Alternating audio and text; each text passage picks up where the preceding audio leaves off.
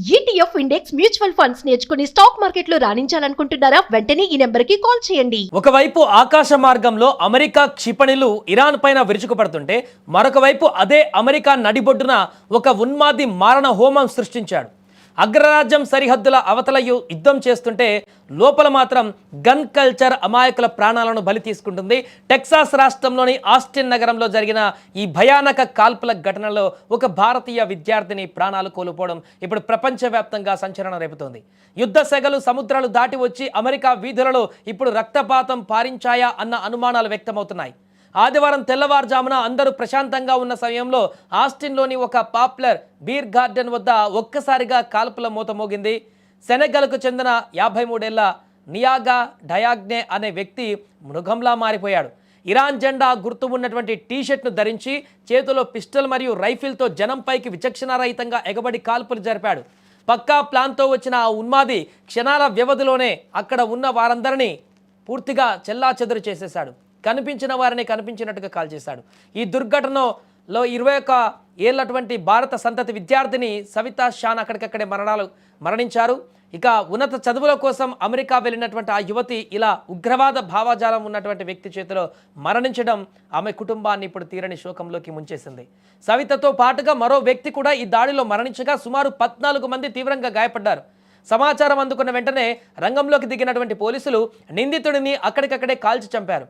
ఈ ఘటన కేవలం గన్ వైలెన్స్ మాత్రమే కాదు, దీని వెనక పెద్ద కుట్ర ఉందన్నటువంటి కోణంలో FBI దర్యాప్తు చేస్తుంది.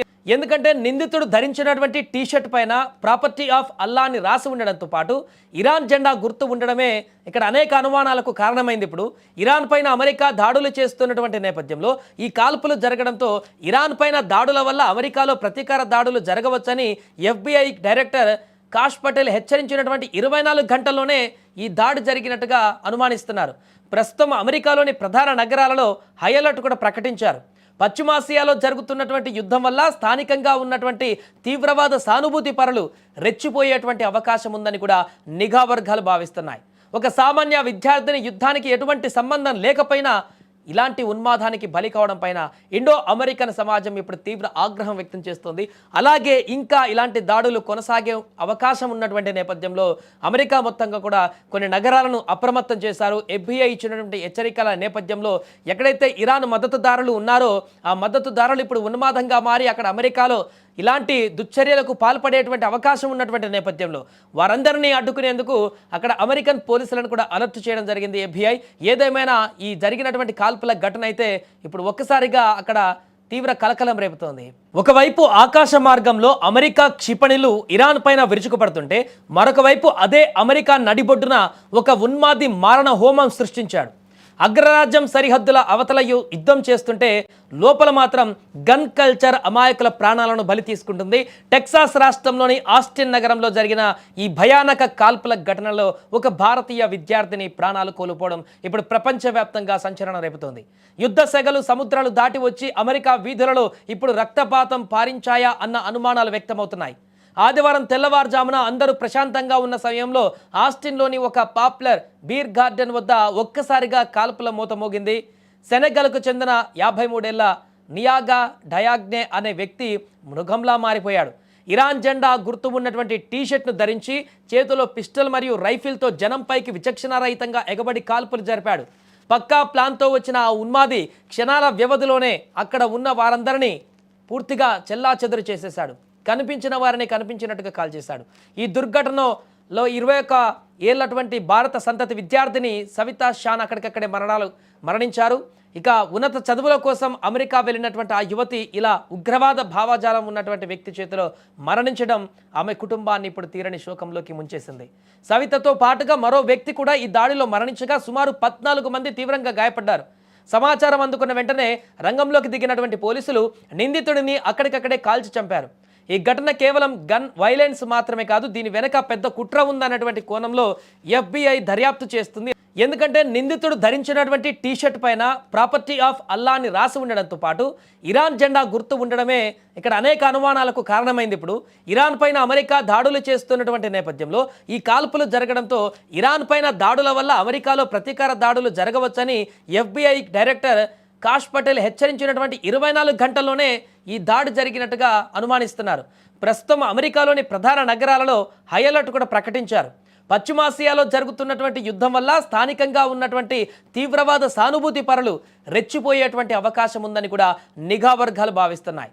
ఒక సామాన్య విద్యార్థిని యుద్ధానికి ఎటువంటి సంబంధం లేకపోయినా ఇలాంటి ఉన్మాదానికి బలి కావడం పైన ఇండో అమెరికన్ సమాజం ఇప్పుడు తీవ్ర ఆగ్రహం వ్యక్తం చేస్తోంది.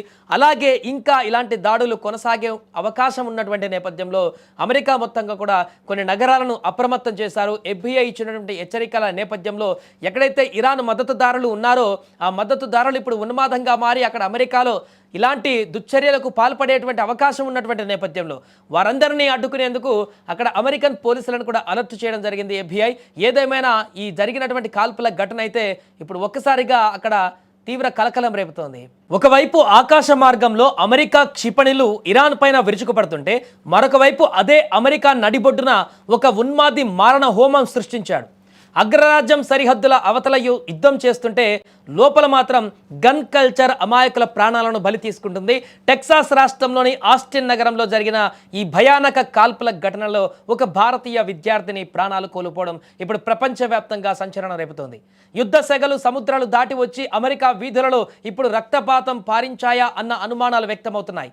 ఆదివారం తెల్లవారుజామున అందరూ ప్రశాంతంగా ఉన్న సమయంలో ఆస్టిన్లోని ఒక పాపులర్ బీర్ గార్డెన్ వద్ద ఒక్కసారిగా కాల్పుల మూత మోగింది. సెనెగల్కు చెందిన 53 ఏళ్ల నియాగా డయాగ్నే అనే వ్యక్తి మృగంలా మారిపోయాడు. ఇరాన్ జెండా గుర్తు ఉన్నటువంటి టీషర్ట్ను ధరించి చేతిలో పిస్టల్ మరియు రైఫిల్తో జనంపైకి విచక్షణారహితంగా ఎగబడి కాల్పులు జరిపాడు.